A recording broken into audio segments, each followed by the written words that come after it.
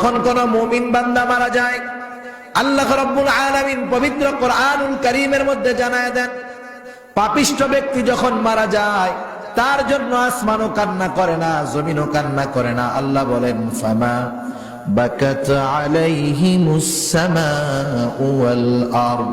এই আয়াতের তাফসীরে হযরতে আনাস রাদিয়াল্লাহু তাআলা আনহু হতে বর্ণিত, নবী আমার বলেন, মুমিন বান্দার জন্য আসমানও কান্না করে, জমিনও কান্না করে। এই মুমিন বান্দার জন্য যেই দুইটা দরজা, এই দুইটা দরজাও মুমিনের মৃত্যুতে কান্না করে। এই দরজাগুলো আফসোস করে, আহারে আজকে থেকে কোনো নেক আমল আমি দরজার মধ্যে দিয়ে আসবে না। রিজিকের দরজা কান্না করে, আর আমি দরজার মধ্যে দিয়া ওই নেককার বান্দার জন্য কোনো রিজিক যাবে না।